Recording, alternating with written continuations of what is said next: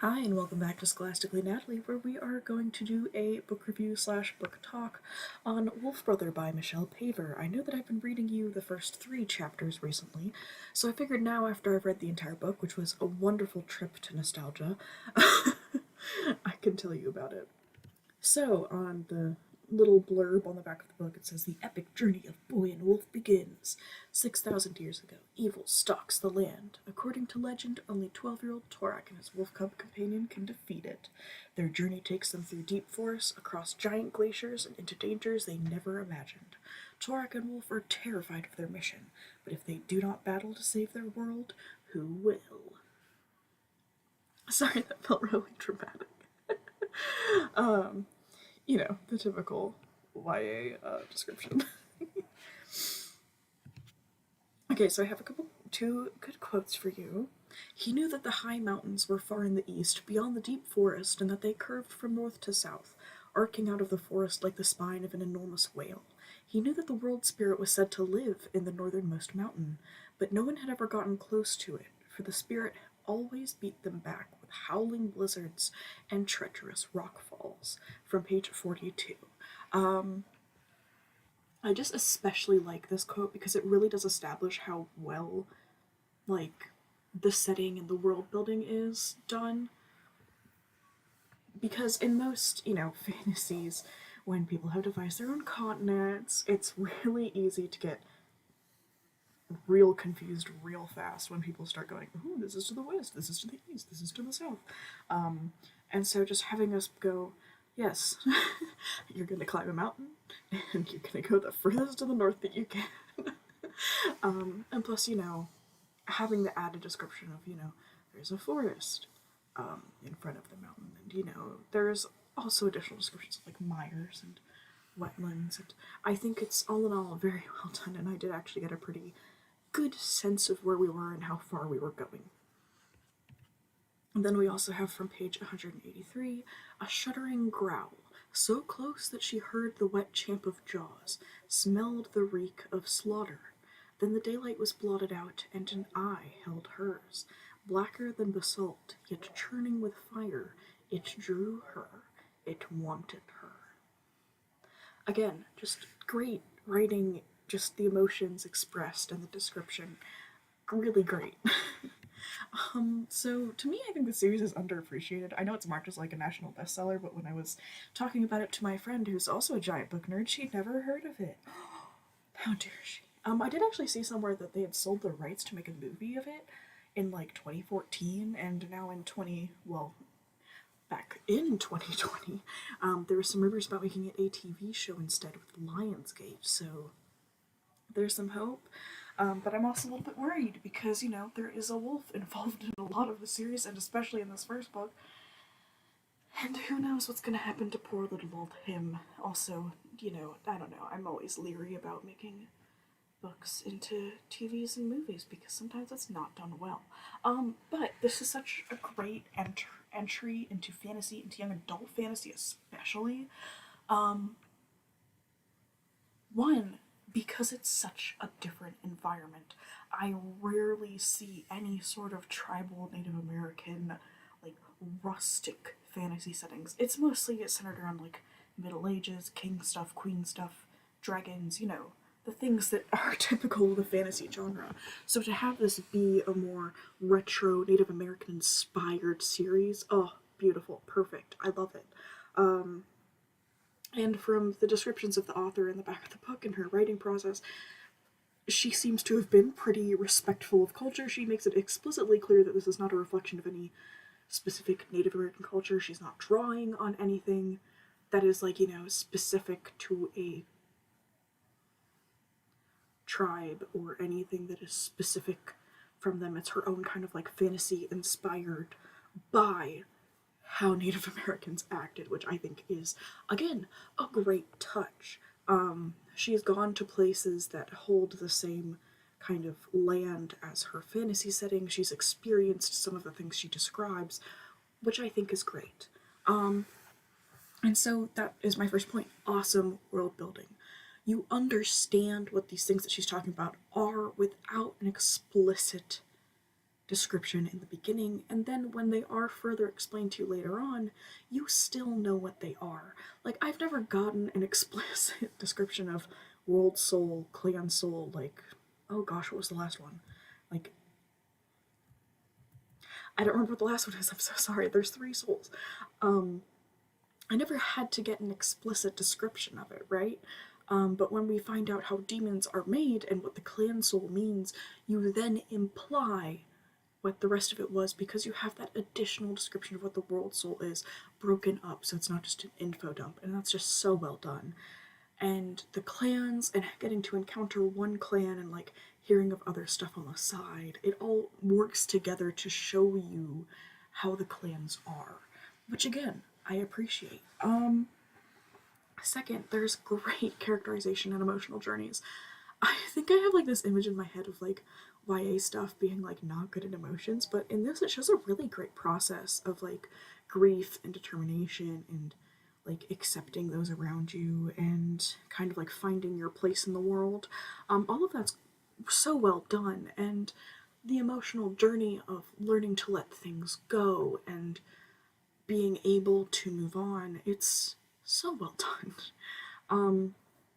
Third, we have a good and natural relationship that advances between the main characters. Not a relationship like romantically, but a friendship, which normally you don't get to see that as well because it goes from hostile to kind of like grudging respect to actual friends. And I do enjoy that. And I think it's portrayed very well for this series, whereas you don't normally get to see that kind of progression, which I think is cool. And I mean, the girl that he meets up with, Ren, she does not give you a good impression at first. She doesn't give you a favorable impression. So learning to kind of like her, or at least appreciate her along with Torak, is great. It's so well done. We get to redeem this character. And even the secondary antagonist of the book, they are also redeemed.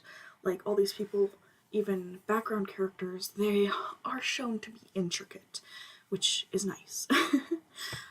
Foreshadowing, yes. I know it's coming up because I will admit I do remember faintly some of the ending from the last book because that was the most recent one I read even all those years ago.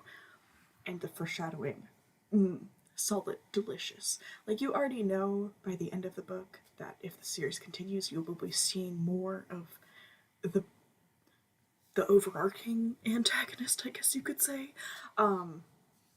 But oh my gosh, the foreshadowing, like the little hints that have been laid out this entire book when I'm like, oh my gosh, I do actually know this. It was great. It's so good. The foreshadowing is so good, and I'm honestly kind of excited for me to read the rest of the series because I fully intend to now that I finished that first one. Are you kidding me? I remember Soul Eater as being my favorite one. I'm always a sucker for kidnapping. I don't know why. It sounds weird, but as a plot point, it's one of my favorite things. Mostly because I think it puts the main character in a vulnerable position, and then having them fight their way, talk their way, get their way out of that. It's just exciting.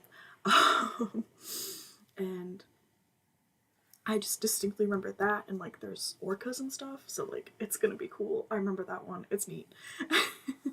So I want to read the rest of the series now and just get that appreciation back for it. Also, the ending is so well done, and if Michelle Paver had wanted to, she could have left this at this first book. She didn't have to write more. She definitely set it up for that with the whole Soul Eater stuff, and you know, I don't want to spoil it because I want you to read it because it's really, really good. But she sets it up so that she could have continued the series, but had she wanted to, she could have left it at book 1 as well, because you get that sort of kind of bittersweet,